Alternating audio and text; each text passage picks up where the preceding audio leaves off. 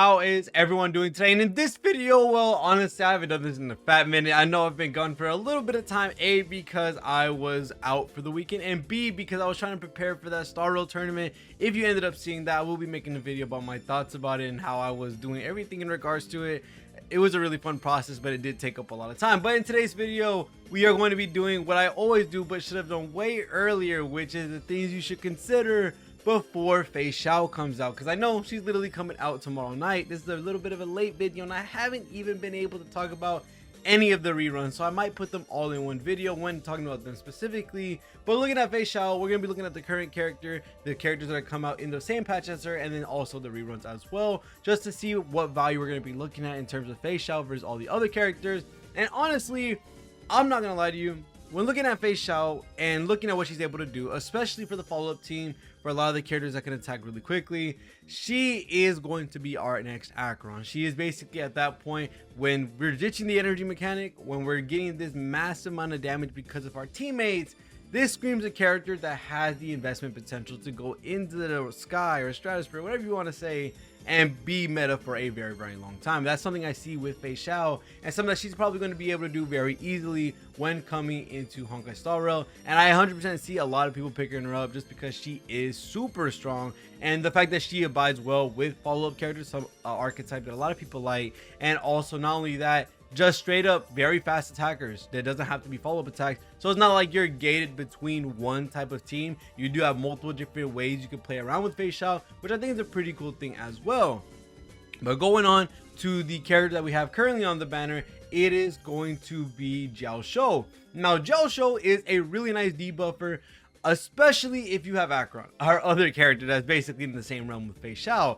But with Jiaoqiu, he is going to be able to give Acheron more stacks. He does have a lot of aspects to him that are pretty strong when it comes to allowing you to have more stacks come out, more debuffs come out, him being able to give that increased damage and also the ultimate damage buff, which in turn helps out a majority of the cast in the game that are using their ultimate as their big source of damage. So characters like Acheron, hey, even characters like Feixiao technically, and a lot of other characters that may come out in the future can get some benefit from Jiaoqiu coming into the game, or you pulling Jiaoqiu. So it's not like he is a character that's super easy to skip, because he does have some potential in his debuffing capabilities, with them being fast, with them being able to basically spread into the next wave, which I think is the strongest thing in the world, just because you're able to keep that ultimate damage bonus as long as your ultimate is up. And then once you do that, you're actually able to keep those debuffs onto the next wave at max stack, so they're taking their max amount of damage without any prep time, which I think is the really cool thing about Jiaoqiu,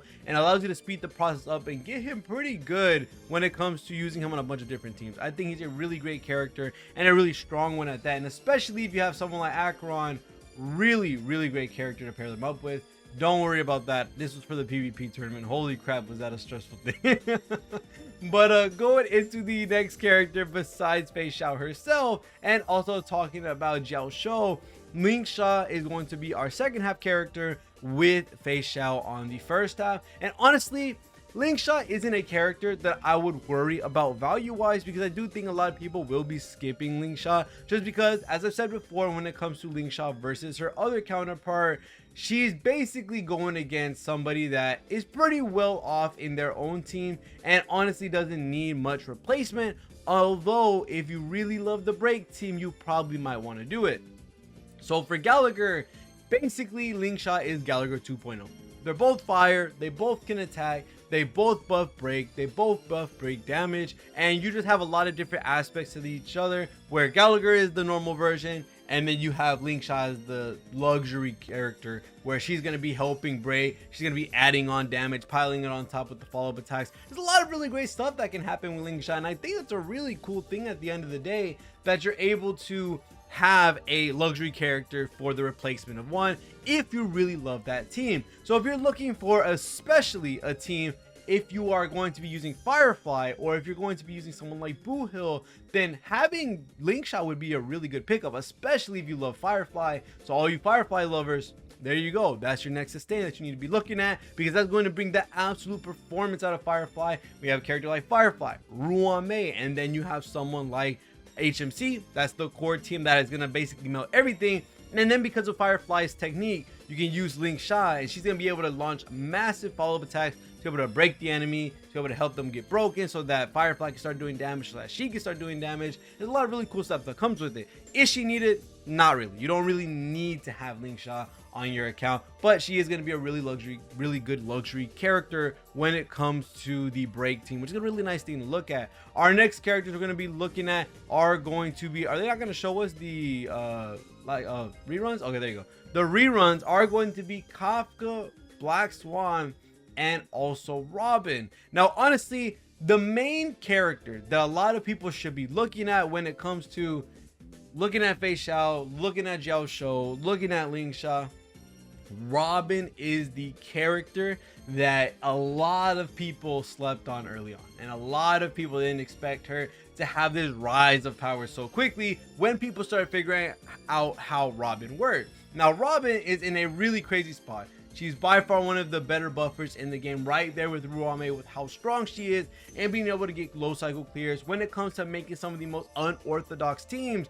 being able to basically play at such a high level with how high her damage is coming off of her ticks. There's a lot of really good stuff that comes from Robin, and she's a overall really great general support. I know for the most part she is a follow-up attack character, and she goes well with follow-up attack type archetypes, which is like Dr. Ratio, Topaz, March 7. A lot of really good characters that are able to do a good amount of work with this, especially because she buffs follow-up attack characters a little bit more than the rest of the cast. But even though she is a follow-up attack character support, she doesn't need to have follow-up attack characters. There's a lot of different teams that are out right now in the moment. There was a match that we did with PvP when we did the tournament where I was teamed up with Destiny. Someone brought out Robin. I think it was Ruri. He brought out Robin, Jiaoqiu, Sparkle, and I forgot who the last person was. I think it was Aventurine.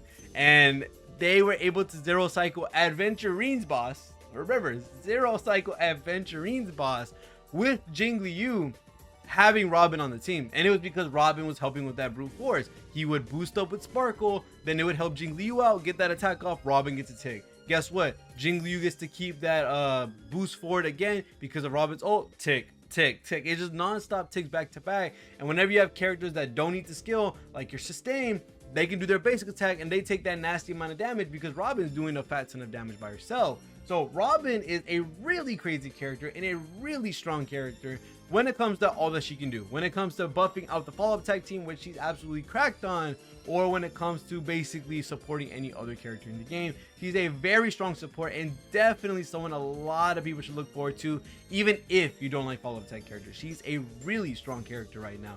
Now, for the other two characters, when it comes to Black Swan and also Kafka, Black Swan would next be my next priority, only because I do think Black Swan still has room to grow when it comes to what she's able to do with Arcana. As many times as you stack it, you get a bigger dot. I do think at the moment right now, we don't have a character to effectively help with giving her as many Arcana stacks as possible. I think that will come in the future, and with that being said, that'll make Black Swan even stronger. But realistically, Black Swan with her dot, although it does have room for improvement, she also has the ability to be able to give the enemies more increased damage. She can reduce defense. She's able to do a lot of different things when it comes to her Arcana stacks and her dot that make her absolutely insane how strong that she is. Black Swan's a really good character, a really nice dot character. Problem is, comparing her and Robin is good out the gate. Black Swan right now, dot isn't in the best spot right now, just because it hasn't seen any support whatsoever ever since follow-up and break have been getting their supports. So there's a lot of stuff we're waiting for when it comes to the dot archetype. Follow-ups, break, right now they're going crazy with all the supports they're getting. Rappa, we don't even know what she's going to do. And then also looking at Black Swan, like I said, has the potential to grow.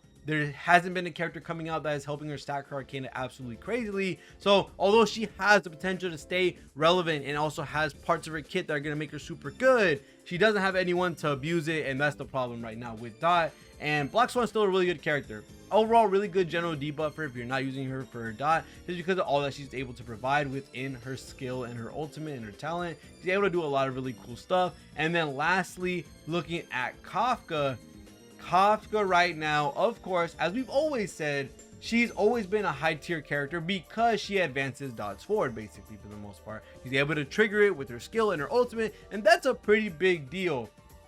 But when your team hasn't seen any changes since what, Black Swan, literally. Maybe you could consider Jiaoqiu, but really no one's using Jiaoqiu with Kafka.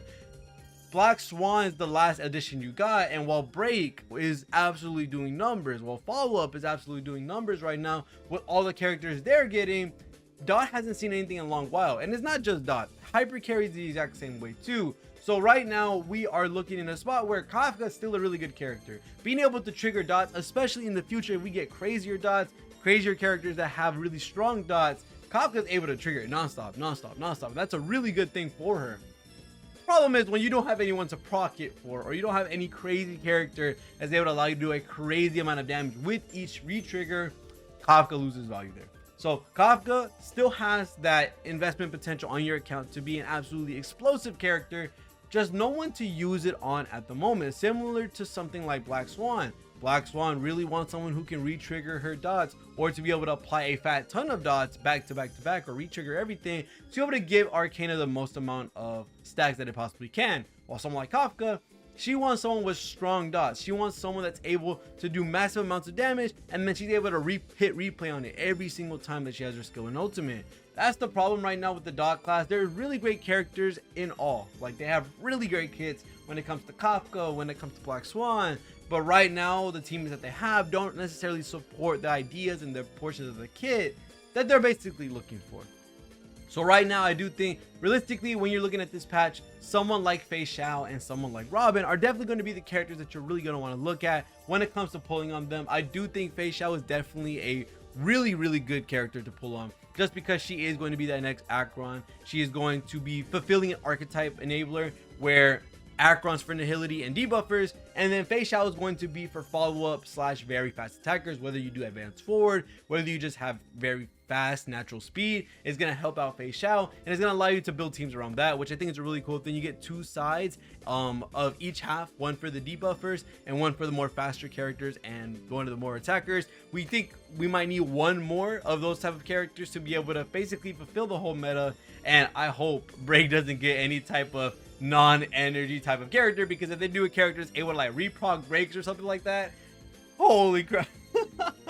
But other than that, that's pretty much it when it comes to this video, talking about everything around Feixiao. We do have Rappa, who is going to be coming, who's an erudition imaginary, which is going to be very interesting to see what they're going to do with that. I do think that with them basically buffing up follow-up here, they might just go ahead and do Break next or something like that. I don't know. We'll have to wait and see when Rappa comes out. I cannot wait to cover that, and also all the videos that we're going to be doing with Feixiao, because I didn't really get to showcase anything as I was out, as I was, doing all the stuff I was doing around the weekend. But I have a lot of videos planned, all that different type of stuff. So other than that, thank you guys for watching. See you on the next one, and peace.